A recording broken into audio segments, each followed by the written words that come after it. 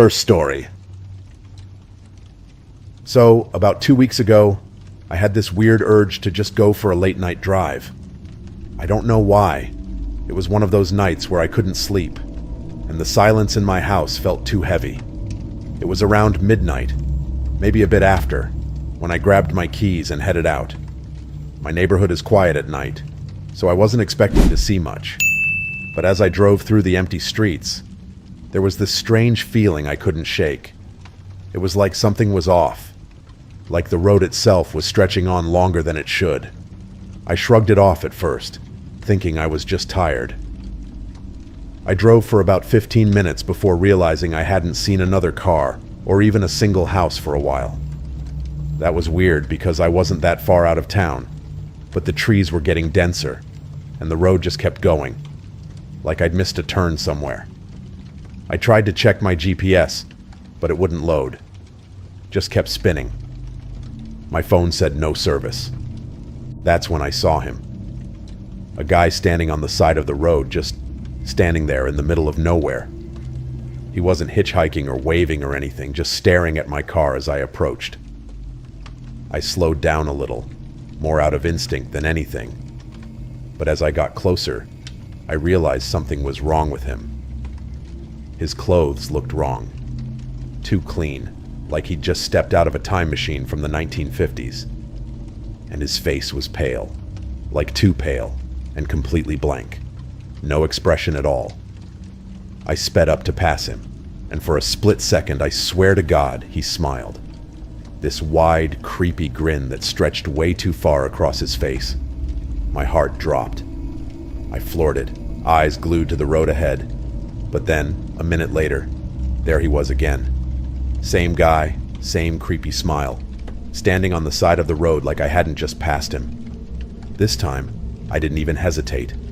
I kept driving, heart pounding, praying I'd get back to civilization soon. But the road just kept going, like it was looping or something. I glanced in my rearview mirror, and I nearly lost control of the car. He was in the back seat. I slammed on the brakes, spun around, and of course no one was there. The seat was empty, but when I looked back at the road, he was standing in front of my car, just staring at me with that same twisted grin. I don't even remember how I got home that night. I must have blacked out or something because the next thing I knew, I was sitting in my driveway, engine off, doors locked, phone in my lap with full bars of service. I haven't driven at night since. I'm too scared that if I do, I'll see him again, waiting for me. Second story. A few nights ago, I made the dumb decision to go for another midnight drive. I know after what happened last time, I should have just let it go. But I couldn't shake the feeling that maybe it was all in my head. Maybe I just imagined it because I was exhausted or something. So I got in my car around 11:45, thinking I'd just take a short loop around town, nothing crazy. I even kept my phone ready this time, plugged into the dash for GPS and music. For the first 30 minutes, it was peaceful. No creepy figures, no weird road stretches, just me and the empty streets, which honestly felt kind of nice. But then I decided to head out of town a bit, just to push my luck. The road was still familiar at first, but after a while, I noticed something strange again. The streetlights were spaced further apart, and the houses became fewer, until it felt like I was driving through a tunnel of trees. My GPS screen flickered, then went dark. My music stopped. It was so quiet, I could hear my own breathing. I tried to pull over, thinking I could reset the GPS or something, but when I looked out the window, I saw a familiar silhouette in the rearview mirror. It was him, that same man standing about 50 feet behind my car, grinning like before. This time, though, he was closer, and he was holding something in his hand, something shiny that reflected the moonlight. I froze. My mind was screaming at me to drive, but I couldn't move. I just stared, watching him in the mirror. He took a step forward, slow and deliberate, like he had all the time in the world. Then another step, and another. Suddenly my car's radio crackled to life, blaring static so loud I nearly jumped out of my seat. I glanced at the dashboard in a panic, trying to turn it off, but when I looked back at the mirror, He was right behind the car. I didn't even think. I hit the gas, tires screeching, and sped down the road like my life depended on it.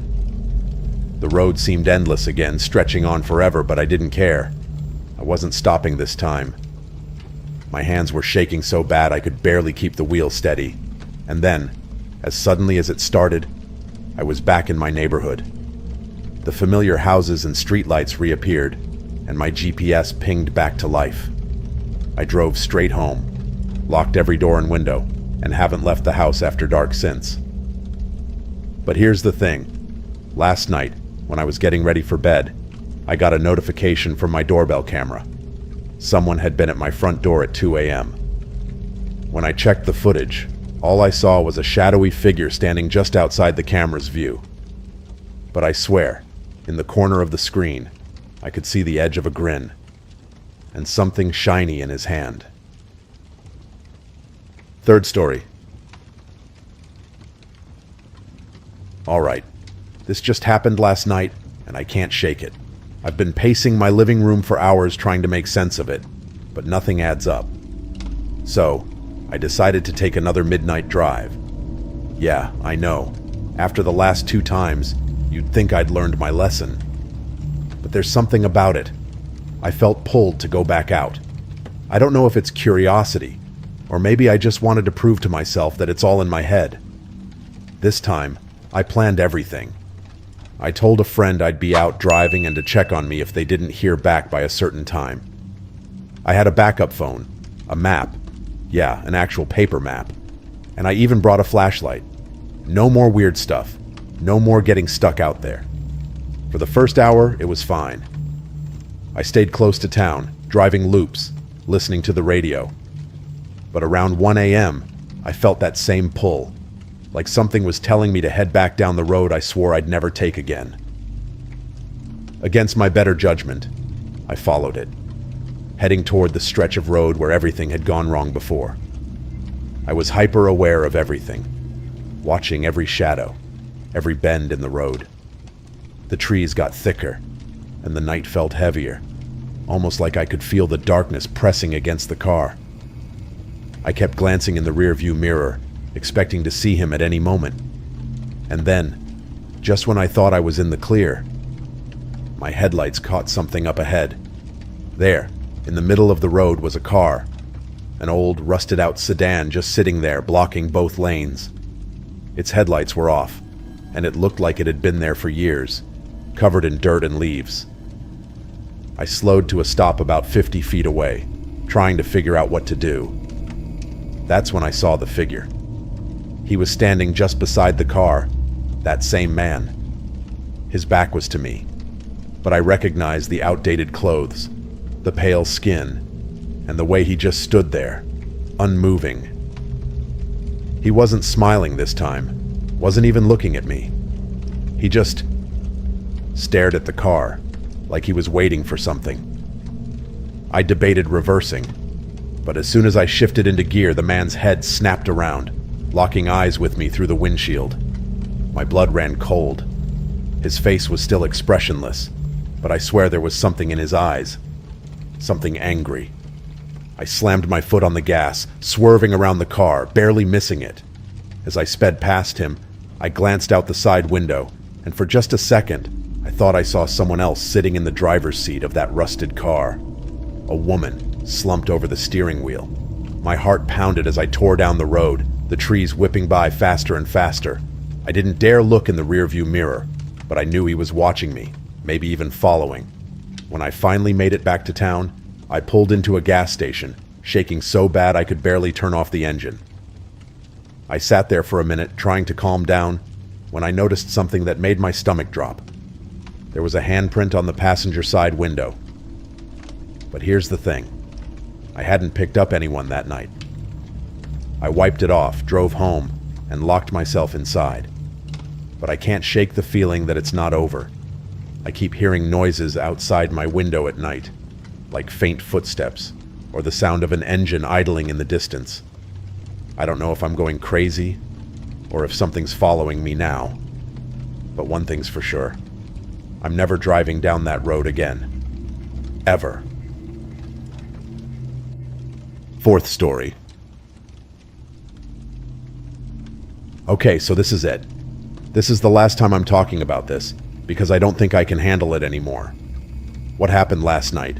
I'm still trying to wrap my head around it, but I need to get this out while it's fresh. So, after all the weird stuff, I'd been avoiding late night drives. Like, completely. But last night, I had to pick up my sister from the airport, and her flight got delayed until after midnight. I was dreading the drive, but I couldn't leave her stranded, so I figured I'd stick to the highways and get there as fast as possible.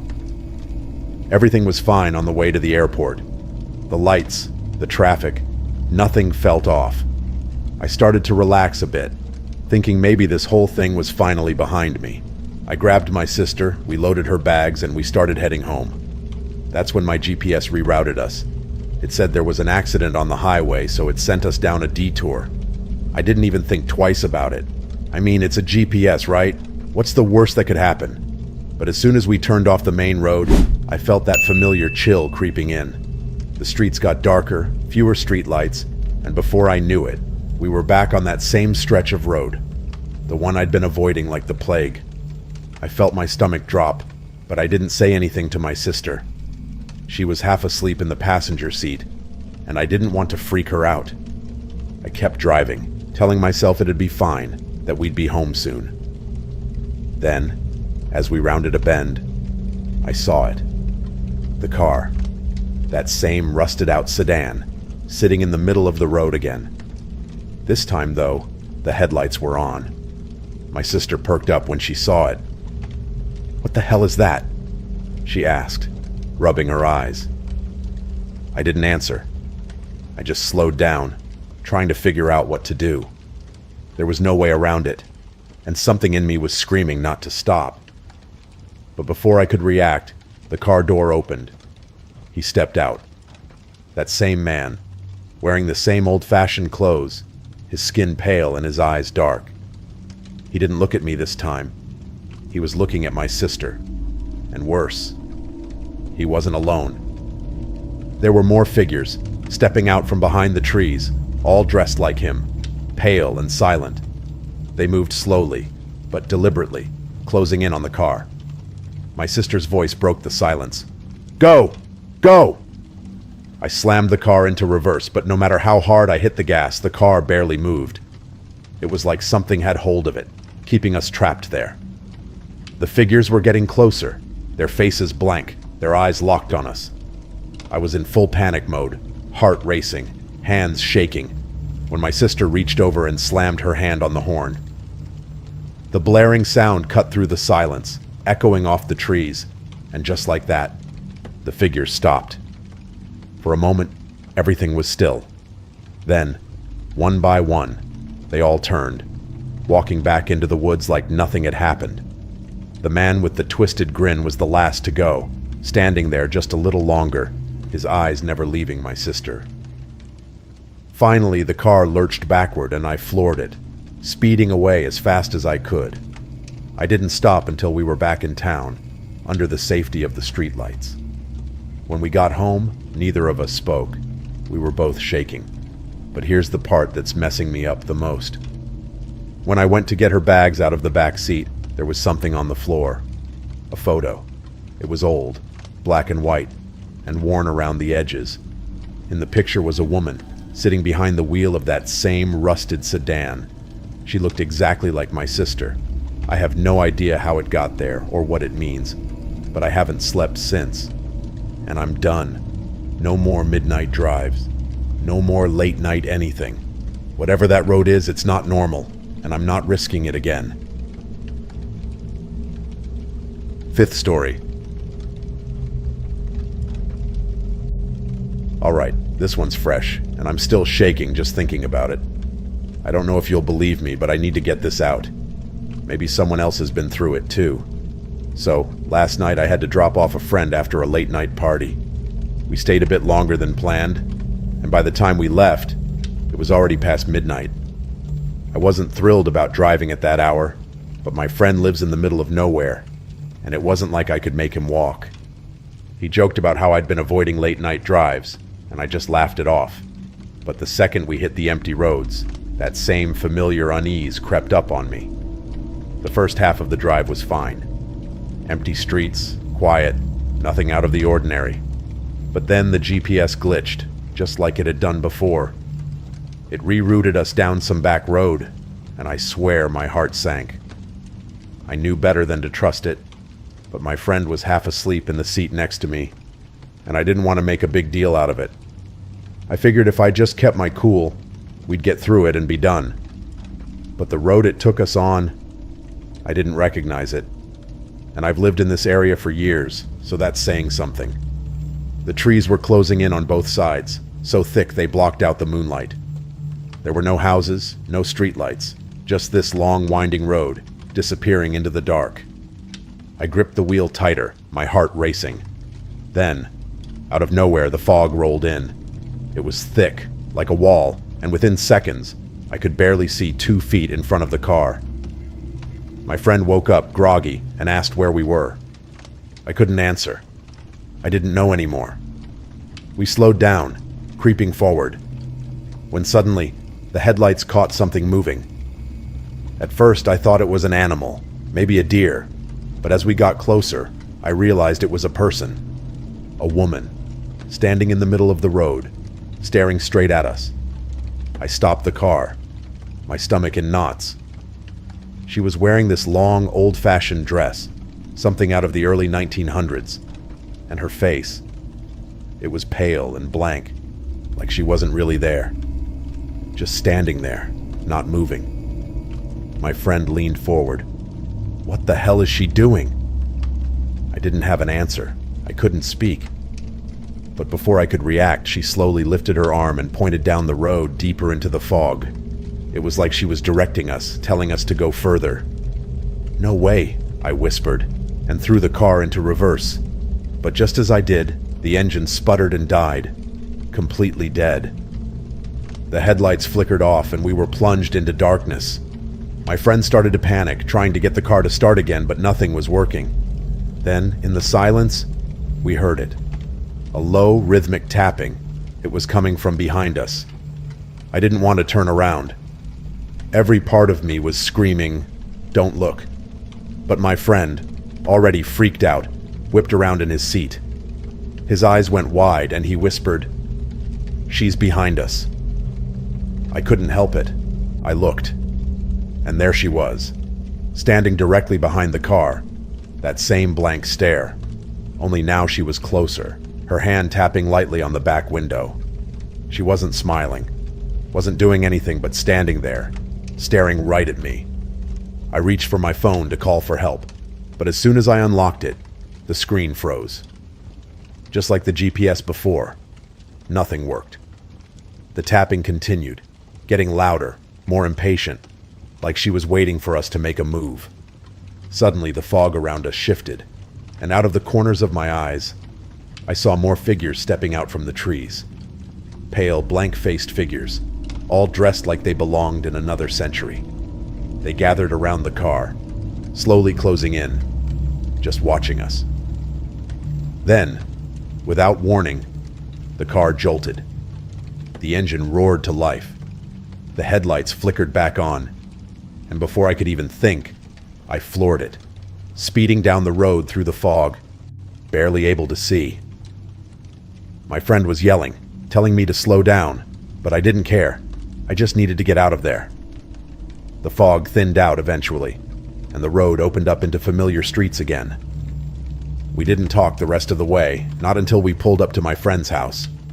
He was pale, shaken, and as he got out of the car, he looked back at me and said, "Don't ever drive down that road again. I don't care what the GPS says."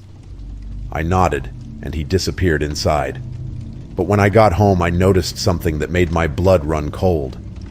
There were faint handprints on the back window, the same window where she had been tapping. I wiped them off, but every time I look at that car, I can still feel her eyes on me.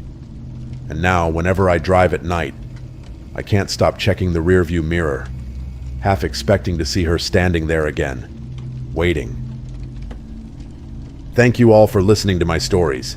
If you enjoyed them, please like, share, and subscribe to the channel so you don't miss any future videos.